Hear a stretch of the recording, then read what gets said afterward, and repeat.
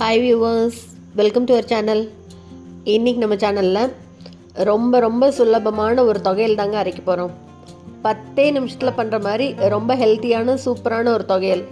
சப்பாத்திக்கு தொட்டுக்கலாம், இல்லை சாதத்துலேயும் கலந்துக்கலாம். அந்த மாதிரி ஒரு அருமையான தொகையல். சூப்பரான இந்த ரெசிபி எப்படி பண்ணுறதுன்னு பார்க்குறதுக்கு முன்னால் இப்போ தான் நம்ம சேனலை ஃபஸ்ட் டைம் பார்க்குறீங்கன்னா கண்டிப்பாக சப்ஸ்கிரைப் பண்ணிவிட்டு பாருங்கள்.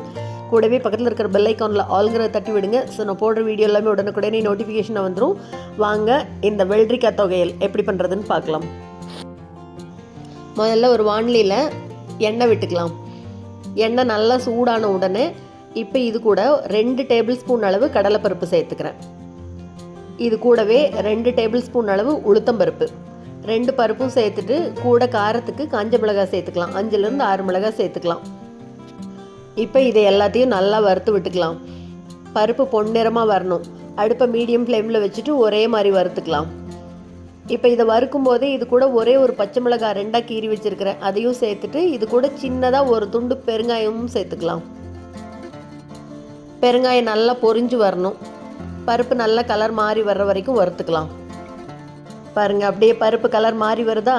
இப்போ இது கூட 2 டேபிள் ஸ்பூன் அளவுக்கு வேர்க்கடலை சேர்த்துக்கிறேன். வறுத்த வேர்க்கடலை தான், அதையே சேர்த்துட்டு நல்லா வறுத்துக்கலாம். இப்போ பருப்பு எல்லாம் நல்லா வறுபட்டுருச்சு பாருங்கள். இப்போ அடுப்பை ஆஃப் பண்ணிவிட்டு இதை நல்லா கம்ப்ளீட்டாக ஆற விடலாம். பாருங்கள், இப்போ இது ஆறுறதுக்குள்ளே 3 வெள்ளரிக்காய் எடுத்திருக்கேன். நல்லா இலசா பிஞ்சாக இருக்கிற மாதிரி பார்த்து எடுத்துகிட்டு இதை நல்லா வாஷ் பண்ணிவிட்டு கொஞ்சம் பெருசாக கட் பண்ணி வச்சுருக்கேன். அதை இந்த மிக்ஸி ஜாரில் சேர்த்துக்கலாம். வறுத்து அரைச்ச பருப்பையெல்லாம் நல்லா ஆறணுன்னு மிக்ஸி ஜாருக்கு சேர்த்துட்டு தொகையலுக்கு தேவையான உப்பையும் சேர்த்துட்டு முதல்ல ஒரு தடவை இந்த மாதிரி கொரகொரப்பாக பொடி பண்ணிவிட்டு பாருங்கள், இந்த வெள்ளரிக்காயை இப்போ சேர்த்துக்கலாம். இப்போ இது கூட தண்ணி எல்லாம் எதுவும் சேர்த்தவே வேண்டாம். வெள்ளரிக்காயே நீர்க்காய் தான், அதில் இருக்கிற தண்ணியே போதும். நல்லா இங்கே பாருங்கள், நைஸாக இந்த மாதிரி தொகையல் பார்த்து கரைச்சி எடுத்துக்கலாம். எவ்வளோ சுலபமாக 10 நிமிஷத்தில் வெள்ளரிக்காய் தொகையல் பண்ணியாச்சு பாருங்கள். இதை தொகையிலாக தான் அரைச்சிருக்கோம், அதனால் இதுக்கு தனியாக தாளித்து கொட்ட வேண்டியதெல்லாம் இல்லை. இந்த வெள்ளரிக்காய் தொகையில் சப்பாத்திக்கு தொட்டு சாப்பிட்லாம், இல்லைனா சாதத்தில் கலந்து நல்லெண்ணெய் விட்டும் சாப்பிட்லாம். அவ்வளோ அருமையாக இருக்கும்.